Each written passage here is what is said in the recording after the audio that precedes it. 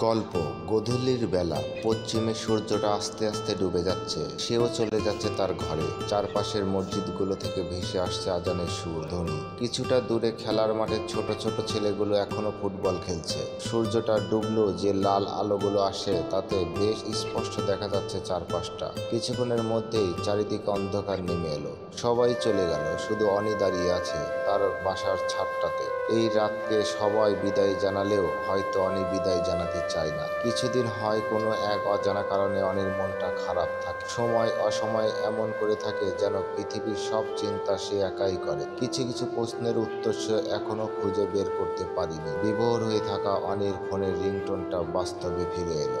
অনির aunty phone করেছে, কিন্তু অনি ছোট থেকে খালা বলে ডাকতো। কেমন আছেন খালা? ভালো। তুই কেমন আছিস? আমি ভালো আছি। শোন, তোর মাকেও বলে দিয়েছি, তোকেও বললাম, আগামীকালেই আমাদের বাড়িতে চলে আসবি। তা না হয় যাব, কিন্তু কেন?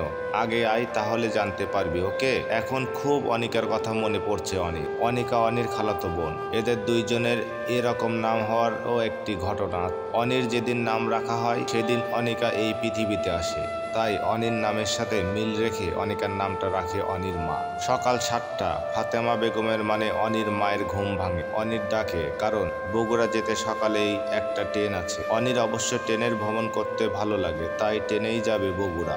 বগুড়া আসতে সারাটা পথ ঘুমায় অনি। কাল রাতে ঘুম না হয় ট্রেনে ঘুমায়। দুপুর 2টায় অনিকাদের বাড়িতে পৌঁছায় অনি ও ওর মা। বাকি দিনটা অনিকার কোনো দেখা পায়নি অনি। রাতে অবশ্য একবার মাত্র দেখতে পারে অনিকাকে। কিরে, কেমন আছি? অনি: ভালো। তুমি কেমন আছো? অনিকা: ভালো। কি খবর? কই থাকি? তোকে তো দেখা যায় না। আজ একটু কাজ ছিল। এই কথা বলে অনিকা ওর নিজের রুমে চলে গেল।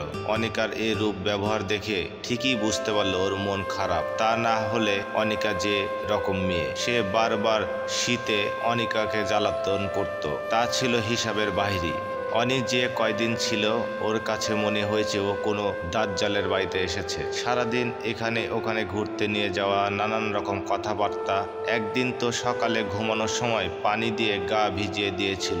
এক সন্ধ্যায় অনিকা অনিকে বলেছিল সে তাকে ভালোবাসে আর ওকেই বিয়ে করতে চায়, কিন্তু অনি তার উল্টোটা বলে, অনিকাকে ইচ্ছামতো ঝাড়ি দিয়েছে। পরে যখন অনিকার কাছে ক্ষমা চেয়েছিল তখন অনিকা তার নিজের ভুলের কথা বলল, আসলে ভুলটা আমারই, তোমার কোনো দোষ নেই। সকালে খাবার খাওয়ার সময় অনি জানতে পারলো এ বাড়িতে আসার কি বিষয়। অনির মা ফাতেমা বেগম আর অনিকার মা সালিহা বেগম যখন খাবার টেবিলে বসে গল্প করছিল তখনই বিষয়টা জানতে পারে। তাহলে 3 দিন পরে অনিকার বিয়ে?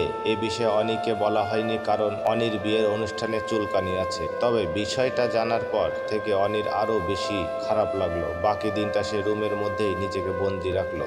বিকেলে বাসা থেকে বেরিয়ে একটা নদীর তীরে বসলো অনি। এই সময় অনিকার কথা খুব করে মনে পড়েছে অনির। বুকের বাম পাশটা চিনচিন ব্যথা করছে। তবে কি অনি অনিকাকে ভালোবাসতো? অনি নিজেই নিজেকে প্রশ্ন ঘিরে রাখলো।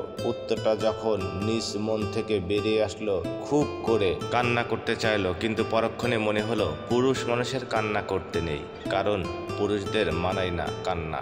এই 2 দিন অনিকাকে না দেখে অনি কান্না করতে চাইলো, কিন্তু পরক্ষণে মনে হলো পুরুষ মানুষের কান্না করতে নেই, কান্না পুরুষদের মানায় না। এই 2 দিন অনিকাকে দেখেনি অনি, ইচ্ছে করেই অনি দেখা করেনি, শুধু ওর কথা শুনেছে।